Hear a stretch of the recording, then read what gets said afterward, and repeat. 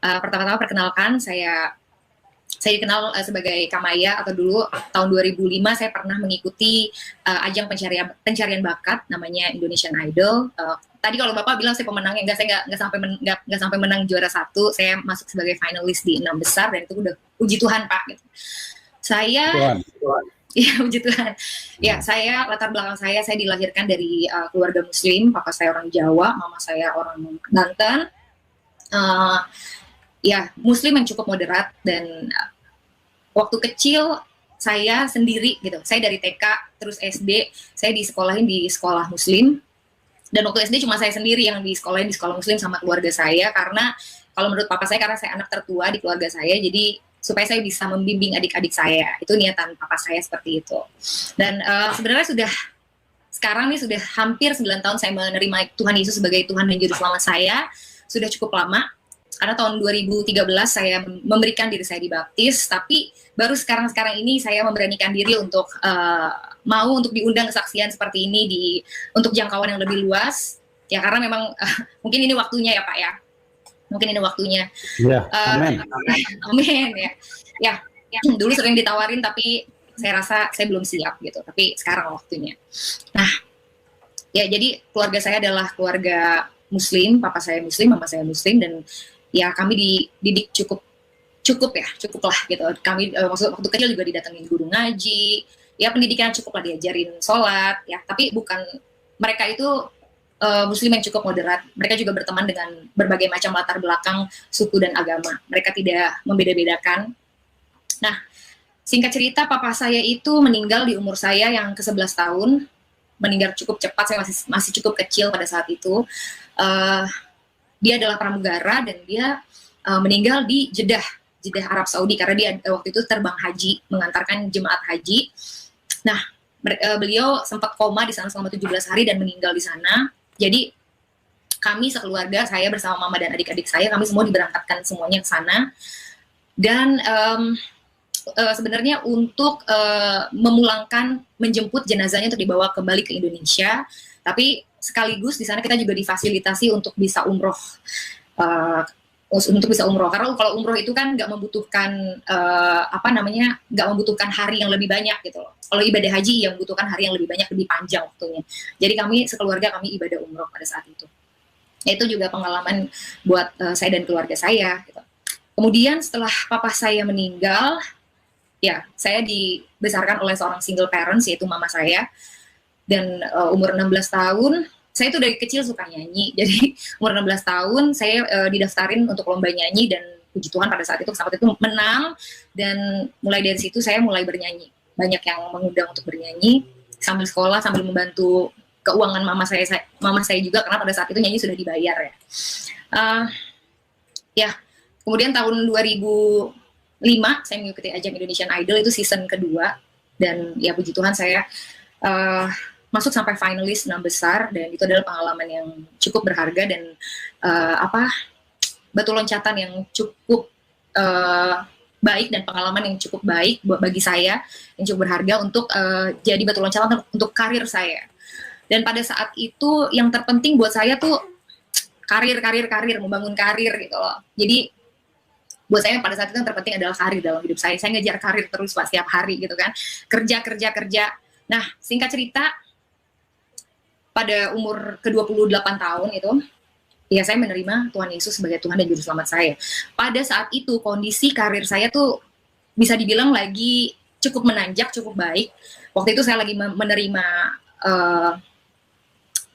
nominasi award untuk album saya di salah satu ajang bergengsi, yaitu Emmy Awards. Terus sama ya lagu saya lagi cukup diterima lah sama masyarakat ya.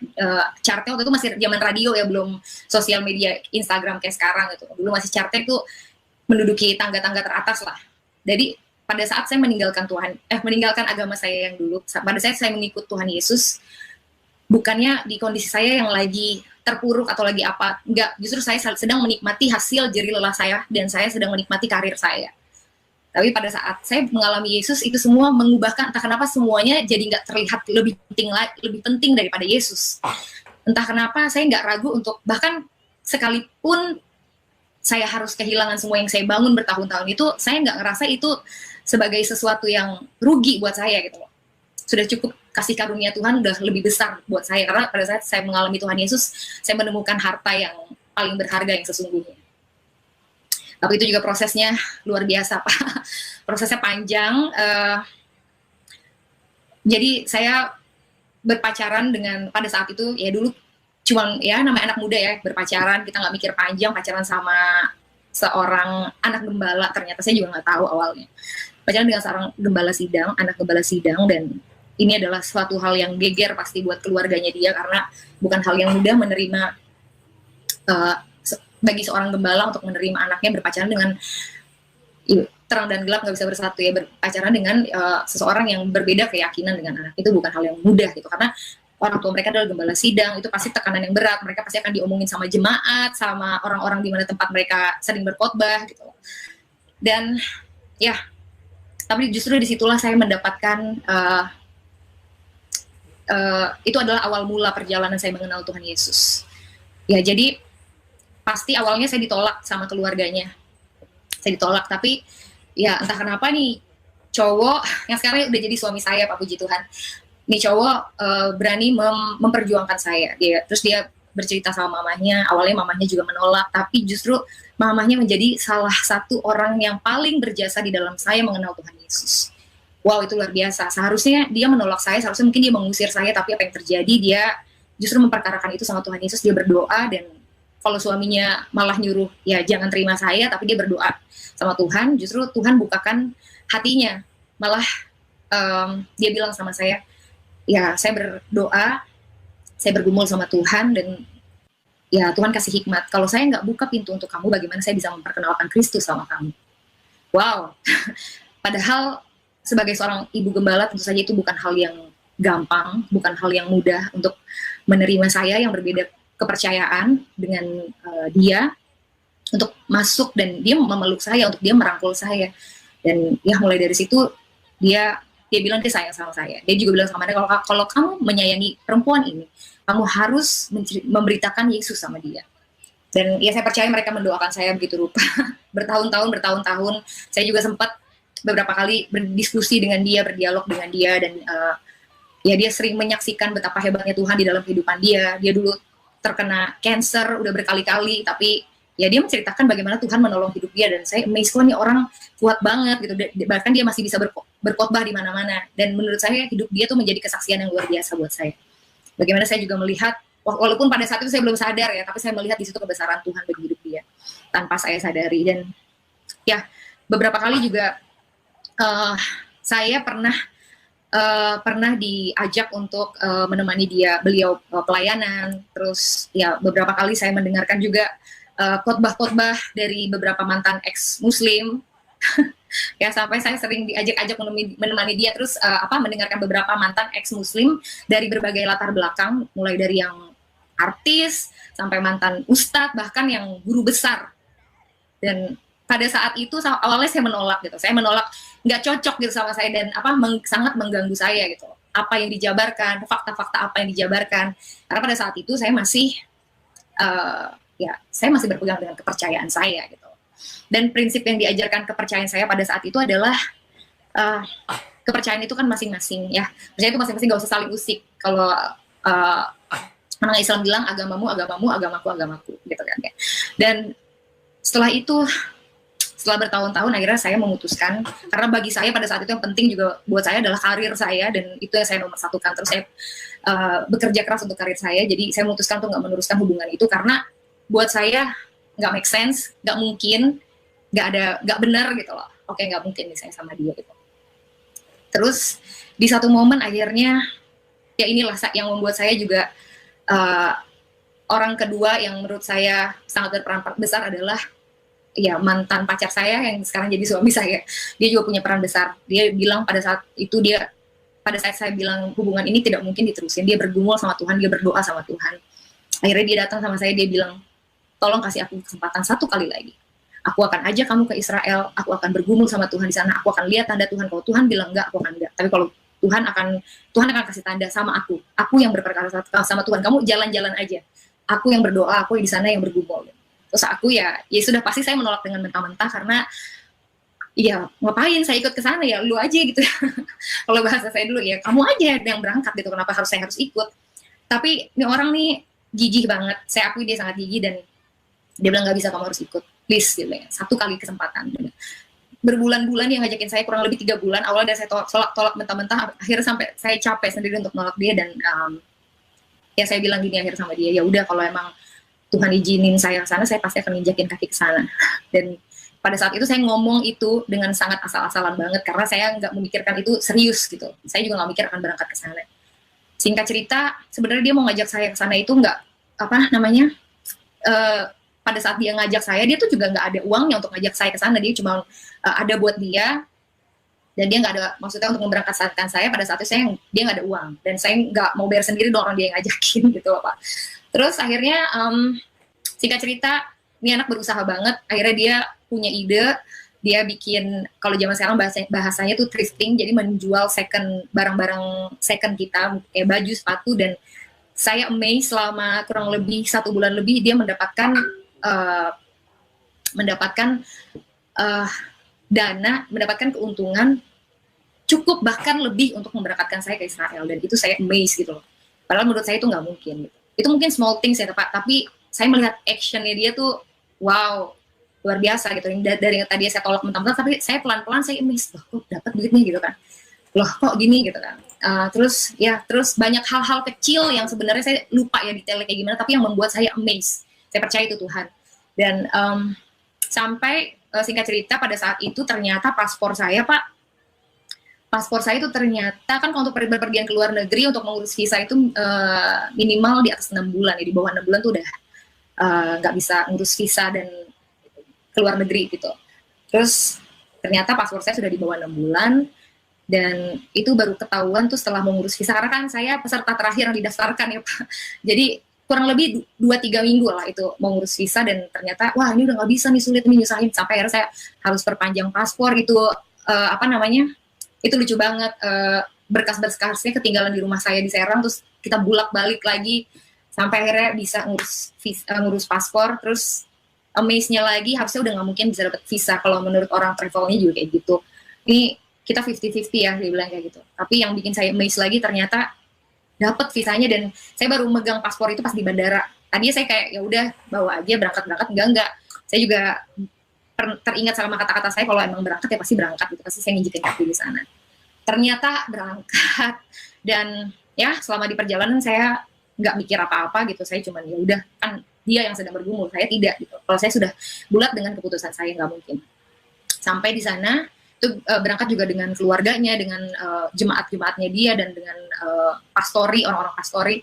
Jadi mereka semua jadi saksi di sana. Dan sampai di sana, pertama kali saya keluar dari bandara, terus menginjakan kaki di tanah itu, saya langsung teringat, saya langsung flashback. Pada saat itu juga saya ingat kata-kata saya, kalau Tuhan mengizinkan saya menginjakan kaki di Israel, pasti aku akan menginjakan kaki di sana. Dan itu terjadi, dan saya langsung bergidik gitu. Saya teringat itu, langsung saya terpikir, berarti Tuhan izinin saya ke sini dong, berarti ini rencana Tuhan dong. Aduh, itu mengganggu pikiran saya. Jadi selama di bis, orang-orang semuanya pada tidur, dan cuma saya doang yang nggak bisa tidur, dan saya sangat terganggu dengan pikiran itu. Dulu saya bilang sama dia, kalau memang rencana Tuhan, kalau memang kehendak Tuhan, aku menginjakan kaki di sana, aku pasti akan menginjakan kaki di sana. Dan ternyata sekarang aku ada di sini, menginjakan kaki di sini, berarti ini rencana Tuhan. Lalu Tuhan maunya apa ini kayak gini? Dan itu mengganggu saya sepanjang perjalanan, dan akhirnya saya menyerah, saya doa gitu kan. Saya nggak tahu gitu, saya nggak bisa diolah dengan pikiran saya. Saya akhirnya berdoa sama Tuhan di situ. Tuhan tolong tunjukkan siapa Tuhan yang benar. Aku nggak tahu, kayak maksudnya tolong Tuhan, tolong tunjukkan kalau memang Tuhan yang benar adalah Tuhan yang saya percaya selama 28 tahun ini. Waktu itu umur saya 28 tahun. Tolong Tuhan teguhkan saya. Tolong kasih tunjuk sama saya. Tapi kalau misalkan Tuhan yang benar adalah Yesus yang mereka percaya, tolong Tuhan juga tunjukkan sama saya. Mau walaupun pada saat itu di pikiran saya tuh apa ya, itu kayaknya nggak mungkin gitu loh. Karena yang saya percaya selama ini adalah keyakinan saya. Meskipun itu ya itu agama keturunan saya, tapi itu yang saya percaya, itu yang saya pegang. Dan singkat cerita, beberapa hari kami di sana, ya mereka berdoa, mereka pergi ziarah dari gereja ke gereja, dari suatu tempat ke tempat yang lain. Ya saya hanya mengikuti, dan apa ya udah kan Kak, dia bilang ya udah kamu jalan-jalan aja, kamu enjoy karena memang tempatnya bagus. Ya udah saya enjoy aja, paling cuma tanya-tanya ini itu tanya. Terus di hari kesekian, saya lupa hari keberapa, tour leadernya bilang memberikan pengumuman di bis bahwa besok kita akan ada destinasi untuk pergi ke Sungai Jordan. Jadi bagi siapa yang mau dibaptis atau mau memberikan dirinya untuk rededikasi, silakan mendaftarkan diri kepada saya. Dan ya udah, bagi saya itu cuman sekilas info lewat gitu aja gitu. Sampai singkat cerita saya tidur, malamnya harinya saya tidur, itu saya kecapean banget Pak, karena namanya ikut tour itu kan dari subuh kita udah siap-siap bangun, terus kan pindah hotel, pindah kota, baru pulang, baru sampai kamar tuh biasanya paling cepat jam 9 malam atau jam 10 malam, jadi capek banget. Dan singkat cerita, saya tidur pada saat itu, entah kenapa saya tidur dengan pakaian lengkap, masih pakai sepatu boots, masih pakai jaket, masih pakai tas bahkan, dan pegang handphone, saya tidur kayak gitu sampai pagi. Dan di pagi hari itu adalah momen yang gak akan pernah saya lupakan. Itu momen yang merubahkan hidup saya. Saya mungkin saya bukan ketemu Tuhan dengan cara yang Tuhan datang sama saya menunjukkan sosoknya seperti apa, atau Tuhan datang di mimpi saya tidak dengan cara yang seperti itu. Tuhan bisa melawat umatnya, bisa datang dengan bentuk apa saja, dengan cara apa saja, maksud saya. Jadi pada saat itu pagi-pagi saya belum mudeng, dibangunin sama teman saya, bangun, kita mau pergi, kita udah mau berangkat gitu. Oh iya, saya bangun dan saya mandi. Nah di kamar mandi itu adalah moment of truth, karena disitulah saya mengalami sesuatu yang mengubahkan hidup saya. Hanya small things yang Tuhan bukakan di dalam kehidupan saya, dan itu mengubah segalanya. Jadi pada saat saya di bawah pancuran, itu masih ngantuk-ngantuk, terus tiba-tiba kayak Tuhan bikin flashback dari kejadian saya waktu kecil itu, saya yang di sekolah muslim, terus ya papa saya minta saya untuk ini adik-adik saya, terus saya umroh, terus banyak hal lah, saya juga saya nyanyi, saya beberapa kali pernah pacaran dengan orang yang beda agama, sampai saya doa gitu sama Tuhan, kok aduh jangan deketin sama orang-orang yang beda agama dong gitu. Ya itu masih konyol lah, tapi intinya terus sampai di momen aku ada di situ, dan suara hati aku bilang, aku percaya itu Roh Kudus, Maya tidak ada yang kebetulan. Sampai aku ingat juga, kalau aku menginjakan kaki di situ, itu adalah kehendak Tuhan. Maya tidak ada yang kebetulan. Dan itu yang ada di pikiran aku sepanjang hari. Aku nggak bisa ungkapin, pada hari itu aku nggak ngomong sama siapa-siapa, dan aku diam, aku hanya memikirkan pikiran itu terus, itu mengganggu aku sepanjang hari. Dan entah kenapa, pada saat kami setelah makan siang di satu tempat, saya mendatangi sang tour leader dan saya menuliskan nama saya di situ. Dan tanpa ada rasa takut, tanpa ada rasa, saya tahu siap dengan sadar. Karena saya tahu siapa diri saya tahu siapa keluarga saya tahu teman-teman saya tahu pekerjaan saya, dan saya juga tahu resikonya bahwa kalau saya melakukan ini, resikonya apa saya sadar, tapi entah kenapa semuanya tidak membuat saya jadi takut gitu loh. Dan ya akhirnya kami tiba di Sungai Jordan, dan gak ada yang tahu kalau saya menuliskan nama itu di buku, kecuali saya, Tuhan, dan si tour leader itu. Cuma kita bertiga yang tahu, dan gak ada yang tahu. Pas diumumin, semuanya benar-benar, ya ibu calon mertua saya, ya pacar saya pada saat itu, mereka semua, dan orang-orang mereka semua gak bisa berkata apa-apa juga. Mereka, bahkan saya duduk sama pacar saya pada saat itu, dia pun gak bertanya apa-apa, dan saya pun tidak mau ditanya-tanya, karena menurut saya ini adalah urusan pribadi saya dengan Tuhan. Ini adalah momen saya sama Tuhan, saya nggak mau diganggu-ganggu, saya nggak mau ditanya-tanya. Dan pada saat kami sampai di sana, ibu gembala itu bertanya sama saya, Maya kamu yakin gitu kan? Maya kamu yakin? Dan dia sampai menangis, dan saya sebenarnya nggak mau ditanya-tanya, tapi saya hanya bilang sama dia, kalau aku nggak yakin, aku nggak akan tulis nama aku di situ, dan aku langsung pergi. Dan aku baru sadar kalau ternyata kalau untuk baptis kita harus mempersiapkan diri. Kemarin juga diumumin, ternyata kalau kita harus bawa baju ganti, ya semuanya lah, karena kita akan nyemplung dan basah di situ walaupun kita pakai luaran. Dan aduh ini gimana, saya nggak bawa apa-apa, benar-benar saya nggak bawa apa-apa, cuman baju yang melekat di tubuh saya, karena saya tidak mempersiapkan diri untuk itu. Sampai akhirnya ternyata Tuhan sudah persiapkan, karena ada seorang teman yang mau rededikasi, mungkin dia mau rededikasi atau dia baptis, aku nggak tahu, dan dia meminjamkan itu sama saya, dia memberikan itu sama saya, Maya kamu nggak bawa apa-apa ya? Aku nggak bawa apa-apa, kamu pakai aja punya aku, kamu yang lebih butuh. kamu yang lebih butuh, dan kamu pakai aja, aku nggak apa-apa, kayak gitu. ya aku percaya Tuhan juga yang sudah menyediakan itu, sampai akhirnya pada saat aku mau memberikan diri aku dibaptis, aku langsung seolah-olah kayak terflashback lagi, kerjaanku, karirku, keluargaku, bagaimana, tapi entah kenapa itu tidak menghalangi aku untuk melangkah untuk dibaptis, dan pada saat itu aku memberikan diri aku dibaptis.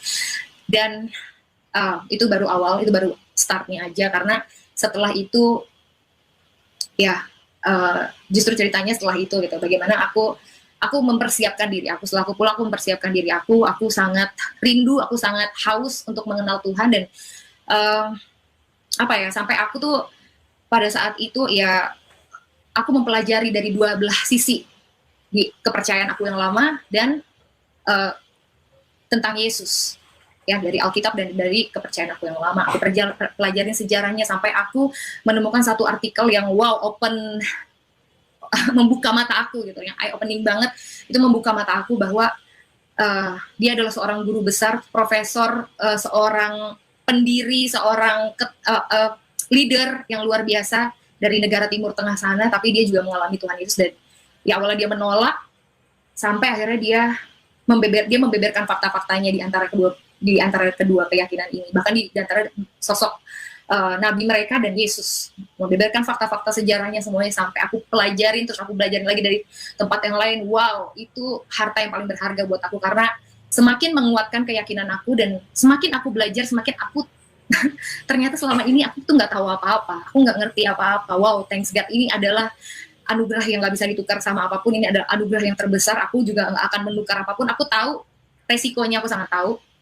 Sampai akhirnya setiap hari aku di gereja kami pada saat itu ada 4 kali ibadah dalam 1 minggu. Ibadah hari Minggu udah pasti, tengah minggu, terus ada pendalaman Alkitab, ibadah pemuda, dan ya kalau saya nggak ada kerjaan atau setelah saya kerja atau meeting, saya pasti langsung meluncur ke sana. Jadi ya dari situlah berbulan-bulan akhirnya keluarga saya curiga, dan karena saya jarang bersama mereka di rumah, saya kerja aja saya udah jarang sama mereka, ini lebih jarang lagi gitu.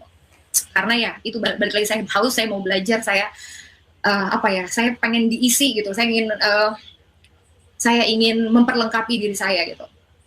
Sampai akhirnya ya tibalah momen di mana saya harus berkata terus terang dengan keluarga saya. Waktu itu Ibu Gembala saya juga berpesan bahwa kalau tiba waktunya, kamu jangan sampai menyangkal Tuhan Yesus. Dan saya tahu hari itu akan datang, dan saya mempersiapkan diri saya sedemikian rupa sehingga pada saat hari itu datang saya tidak menyangkal Yesus, dan puji Tuhan saya tidak menyangkal Yesus. Padahal saya juga dalam hati takut banget karena mama saya itu punya penyakit jantung dan dia sudah pasang ring, dia pernah kena serangan jantung beberapa kali. Saya takut, saya doa sama Tuhan, Tuhan tolong pada saat saya ngomong ini sama mama, kiranya jangan sampai dia kena serangan jantung, kan nanti konyol gitu. Maksudnya pasti aku percaya kuasa Tuhan dinyatakan, dan puji Tuhan pada saat saya menyatakan itu, yang penting dia gak kena serangan jantung, dan tidak terjadi ya. Tapi dia marah, dia mengungkapkan kemarahannya dengan kata-kata udah pastilah, kata-kata yang gak enak didengar. Dan singkat cerita, ya dia juga pernah menemukan Alkitab di dalam lemari saya, adik-adik saya juga, ya kecurigaan mereka tuh sudah semakin bertumpuk, sampai akhirnya dia menanyakan, kamu jadi Kristen sekarang? Dan ya saya jawab, iya Ma. Dan saya bersaksi tentang Yesus, dan akhirnya saya diusir dari rumah. Ya, terus pada saat itu ya saya menghubungi Ibu Gembala saya bilang, mama saya sudah bertanya sama saya dan saya diusir, saya cuma bawa koper dan mobil, udah itu aja. Saya pikir udah saya cari kos di mana lah gitu. Tapi Ibu Gembala saya bilang pada saat itu, kalau kamu tinggal di kos, kamu sendirian, kamu pasti stres banget, karena pada saat itu juga di sosial media semua teman-teman yang begitu banyak ternyata jadi nggak punya teman sama sekali. Saya benar-benar sendirian. Tuhan izinkan saya untuk merasakan itu sendirian. Saya pada saat itu saya cuma mengandalkan Tuhan. Saya benar sendirian karena di sosial media semua teman-teman saya, keluarga, ya banyak sekali mereka ya menghujat, mereka ngata-ngatain, ya kafir lah, ya banyak hal. Pakai ya banyak ayat-ayat juga ditulis sama mereka untuk menyindir saya, dan saya sampai off dari sosial media pada saat itu. Saya break dulu karena saya tahu kalau saya ngeliatin itu pasti saya nggak kuat gitu, pasti saya jadi lemah. Lebih baik saya fokus untuk diri saya dan Tuhan dulu. Dan pada saat itu Ibu Gembala bilang sama saya untuk, Maya lebih baik kamu tinggal di pastori, karena di pastori itu banyak kakak-kakak pastori, kamu tidur di kamar perempuan bareng-bareng sama mereka supaya kamu nggak sendirian. Dan kalau kamu sedih, kalau kamu kamu mau lebih baik kamu mengisi hari-hari kamu dengan kamu belajar tentang Tuhan, sehingga kamu nggak fokus sama masalah kamu. Dan ya awalnya saya menolak karena aduh gak enak dong masa saya tinggal di pastori gitu kan. Tapi bener juga kalau saya tinggal sendiri itu pasti akan saya makin lemah gitu, bukan karena kepikiran masalah saya kanan tembok kiri tembok, lebih baik ya udah di sana ada kakak-kakak yang bisa saya belajar banyak sama mereka, saya bisa sharing sama mereka, mereka bisa mengajarkan pelayanan sama saya, bla bla bla, sampai akhirnya ya udah akhir singkat cerita saya tinggal di pastori dan saya belajar banyak, saya melayani Tuhan. Singkat cerita lagi akhirnya pacar saya melamar saya dan satu pesan mamahnya, kita harus tetap menghormati orang tua, kita harus meminta izin dan restu dari beliau. Dan ya buat saya pada saat itu yang terpenting adalah restu orang tua, karena kalau dia merestui aja itu udah mujizat, karena paling tidak kita datang untuk meminta izin dari beliau. Dan saya sendiri, saya jujur saya ketakutan karena saya takut nanti calon suami saya bakalan diapa-apain gitu lah, saya takut banget. Tapi puji Tuhan dia cuma bilang sama saya, jangan takut, kita berdoa dulu sebelum datang. Jujur saya malah saya yang takut, dia kok ngeliatnya biasa-biasa aja gitu kan. Ya tapi puji Tuhan, Tuhan tolong. Justru yang terjadi adalah pada saat itu kita bisa makan bersama dengan mama, dan wow itu amazing banget. Itu saya berbulan-bulan gak ketemu dengan beliau.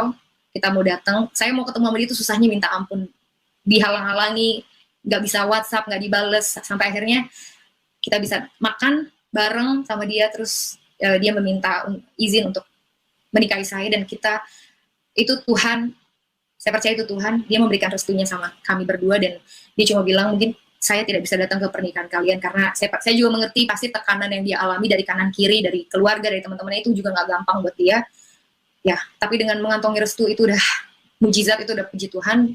Dia pun bercerita sama saya bahwa sebenarnya ada berbagai ancaman buat saya, maksudnya ada berbagai macam ya ada orang-orang yang mau mengancam kita, tapi ya dari pihaknya dia. Terus dia bilang sama kita, itu dari mulut dia sendiri yang cerita, tapi dia bilang jangan, bagaimanapun itu anak saya gitu. Sampai akhirnya dia pingsan dan itu nggak terjadi gitu, dan kita nggak kenapa-kenapa. Dan saya percaya sekali lagi itu adalah Tuhan. Dan waktu itu sampai ya kita pengen asilumkan ke Amerika, tapi enggak lah, saya percaya nggak perlu sampai kayak gitu-gitunya. Ya pasti Tuhan tolong. Ya singkat cerita, kami menikah tanpa dihadiri oleh satupun dari keluarga saya. Dan ya puji Tuhan, saya juga masih belum bisa ketemu sama mama saya. Kami juga tadi setelah menikah pengennya tuh nggak langsung punya anak, pengennya setahun kemudian gitu, karena kita mempersiapkan ini. Dan itu saya juga waktu itu kan nggak kerja. Oh ya, saya juga belum cerita. Jadi pada saat itu begitu orang-orang tahu status saya sebagai pengikut Kristus dan saya meninggalkan agama saya yang lama, tidak ada orang yang mau mengajak saya bekerja sama lagi. Dan saya tahu itu resiko. Jadi saya sudah sadar. Jadi pada saat itu terjadi, saya tidak mempermasalahkan itu. Bahkan ya tadi saya sudah bilang kalau dulu itu adalah hal yang terpenting buat saya. Itu adalah hal yang selalu saya pikirin, yang penting banget, yang saya kejar-kejar terus. Kalau setelah saya menemui Kristus, setelah saya mengalami Kristus, entah kenapa itu bukan terlalu penting, bukan menjadi hal yang terlalu penting buat saya. Jadi setelah saya menikah, ya saya bingung saya mau ngapain gitu kan. Jadi nanti deh kita punya anak tahun depan aja gitu, sambil mempersiapkan aku ngapain ya, aku nggak kerja gitu. Sampai akhirnya ternyata Tuhan berkehendak lain. Saya dua bulan menikah saya punya anak, hamil, dan di tahun depannya kami memiliki anak. Dan puji Tuhan ternyata ada rencana Tuhan di balik itu. Ya hati oma mana lah, hati oma opa mana gitu, hati nenek dan kakek mana yang tidak dulu melihat cucunya, ternyata itu rencana Tuhan. Dan pada saat melahirkan, mama saya ada di situ, dan setiap saya melahirkan mama saya selalu ada menemani saya, dan hubungan kami perlahan-lahan mulai pulih. Dan bahkan mama saya, kami sudah sering saling menjenguk, bahkan menginap di tempat saya, dan itu udah hal yang amazing banget.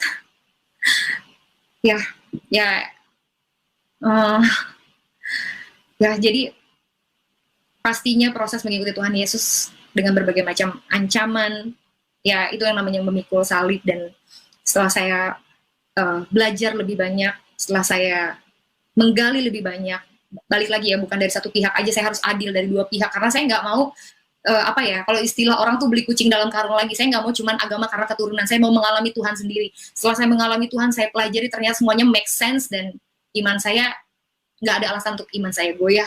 Justru saya semakin yakin kepada Tuhan Yesus. Dan ya walaupun sekarang walaupun sekarang saya nggak mendapatkan fame seperti dulu. Mungkin ya dulu saya dikenal sebagai penyanyi, tapi sekarang itu bukan hal yang terpenting lagi buat saya. Sekarang saya adalah seorang pelayan Tuhan, saya dan suami saya adalah pelayan Tuhan, puji Tuhan kami melayani di gereja kami. Suami saya sekarang pendeta muda di gereja saya, dia berkhotbah juga di hari Minggu, dia juga musisi, dia main band juga, dia juga seorang produser, dan saya sebagai ibu rumah tangga dari 3 orang anak yang diberkati Tuhan, dan saya melayani Tuhan. Puji Tuhan saya, ya pastinya saya menyanyi ya, saya worship leader, dan saya juga saya pernah mengikuti kelas untuk seni berkhotbah, dan itu puji Tuhan saya lulus. Kalau mungkin nanti kalau ada kesempatan, karena anak saya masih kecil-kecil, tadi saya mau ambil kelas teologi gitu, tapi karena anak saya masih kecil-kecil, jadi kayaknya belum waktunya. Jadi ya, tapi saya tapi tidak menghentikan kita untuk belajar. Kita bisa belajar dari mana aja, sampai kesempatan itu tiba kita bisa belajar dari mana aja. Dan ya saya juga berkhotbah di kaum kecil seperti kaum ibu atau kaum pemuda.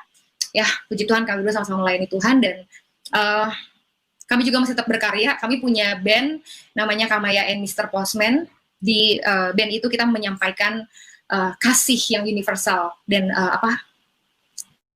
juga bukan orang yang percaya, saya juga pengen semua orang merasakan kasih Tuhan. Jadi kami membuat band itu dengan salah satu sahabat kami, dan liriknya positivity dan uplifting, yang mudah-mudahan bisa memberkati untuk semua yang mendengarkan juga. Ya, itu kira-kira singkatnya dari cerita saya. Nggak terlalu singkat ya Pak. Jadi pada saat saya ya zaman dulu saya tahu kan Pak, saya sudah tahu resikonya kalau orang dari sana pindah ke sini, ya saya sudah tahu lah resikonya seperti apa.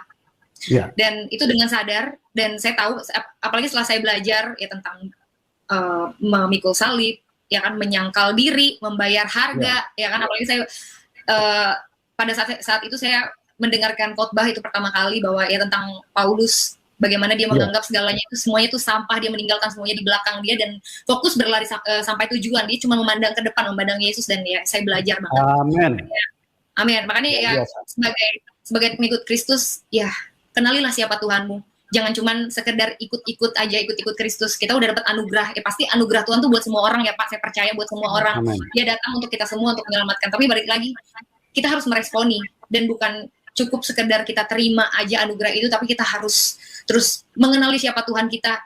Karena ya kita bisa hidup sesuai sama kehendaknya kalau kita mengenali kan Tuhan kita kayak gimana, maunya dia apa. Ya kan, semuanya tertulis di dalam Alkitab. Dan ya, jadi kita nggak jadi Kristen ikut-ikutan aja. Kalau mungkin dulu saya cuman beragama karena saya keturunan beragama demikian, ya kalau sekarang setelah saya bertemu Kristus, saya nggak mau asal-asalan.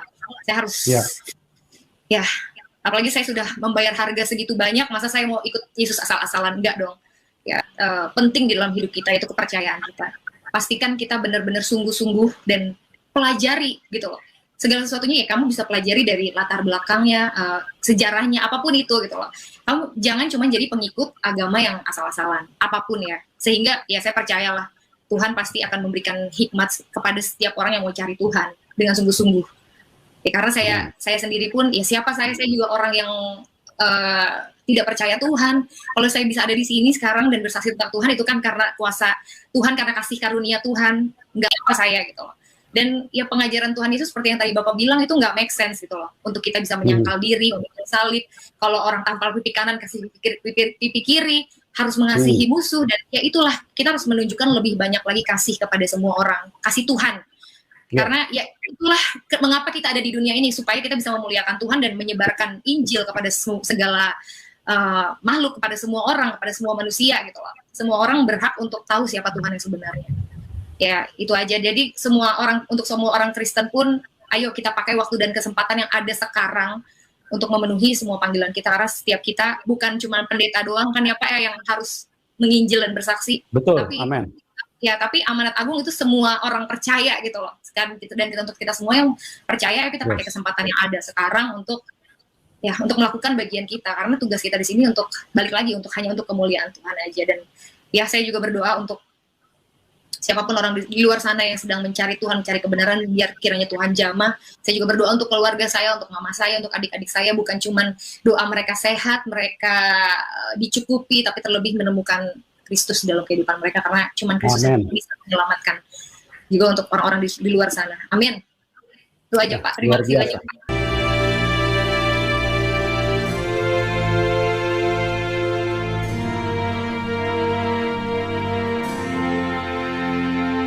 Bismillah. Assalamualaikum.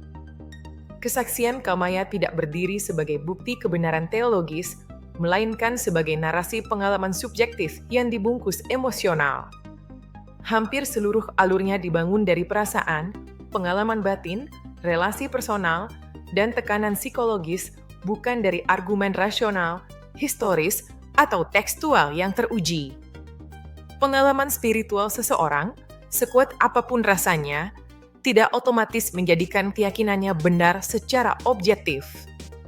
Kalau standar kebenaran adalah apa yang saya rasakan, maka semua agama dan aliran mistik di dunia akan sama-sama benar, karena semuanya memiliki kesaksian emosional yang serupa. Pola yang paling mencolok adalah konversi melalui relasi romantis dan lingkungan religius tertutup. Hubungan dengan anak pendeta, tinggal di rumah pendeta, konsumsi kesaksian satu arah, serta isolasi dari komunitas lama membentuk lingkungan echo chamber. Ini bukan pencarian kebenaran netral, melainkan proses indoktrinasi bertahap. Ia tidak datang sebagai pencari yang bebas, tetapi sebagai individu yang secara sosial dan emosional semakin terikat pada satu komunitas iman tertentu, dan ini diakui sendiri dalam narasinya. Klaim bahwa ia mempelajari Islam dan Kristen secara mendalam tidak pernah dibuktikan secara konkret. Tidak ada satupun argumen teologi spesifik yang dipaparkan. Ayat mana dalam Al-Quran yang ia anggap bermasalah? Doktrin Islam apa yang runtuh secara logis? Metodologi tafsir apa yang ia gunakan? Tidak ada. Yang ada hanyalah pernyataan umum, setelah belajar, saya makin yakin. Ini bukan argumen, ini klaim kosong. Narasi, dibaptis di Sungai Yordan, juga lebih bersifat simbolik emosional daripada rasional. Geografi tidak menentukan kebenaran. Sungai Yordan tidak menjadikan teologi Kristen lebih sah, sebagaimana Mekah tidak otomatis menjadikan semua klaim Islam benar. Mengaitkan tempat suci dengan validitas iman adalah fallacy spiritual, kesalahan berpikir yang mengandalkan simbol, bukan substansi. Kesaksian penderitaan, diusir keluarga, kehilangan karir, diserang di media sosial, bukan bukti kebenaran iman. Semua agama memiliki martir dan korban. Jika penderitaan dijadikan indikator kebenaran, maka agama apapun yang paling banyak dianiaya justru paling benar, dan itu jelas logika yang rusak. Penderitaan hanya membuktikan keteguhan seseorang terhadap keyakinannya, bukan kebenaran keyakinan itu sendiri. Masalah teologis paling serius adalah klaim eksklusif, hanya Yesus yang menyelamatkan. Ini bukan hasil riset akademik, melainkan doktrin gereja yang diterima apa adanya. Ia tidak pernah menjawab kontradiksi internal kekristenan, juga tidak pernah menanggapi kritik serius terhadap keotentikan Injil, perbedaan manuskrip, atau problem historis penyaliban. Yang ada hanyalah keyakinan absolut tanpa uji silang. Fakta bahwa rekonsiliasi keluarga terjadi setelah kelahiran anak juga tidak membuktikan campur tangan ilahi. Itu fenomena sosial psikologis yang sangat manusiawi.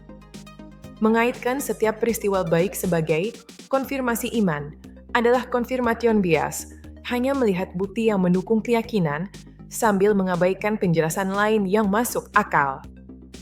Kesimpulannya, kesaksian Kamaya adalah cerita hidup yang tulus, tetapi bukan argumen kebenaran agama. Ia kuat secara emosi, lemah secara logika. Sah sebagai pengalaman pribadi, gagal sebagai legitimasi teologis universal.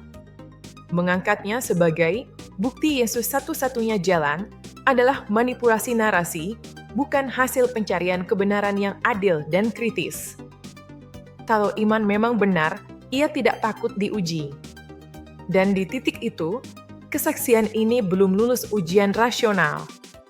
Terima kasih sudah menyimak. Wassalam.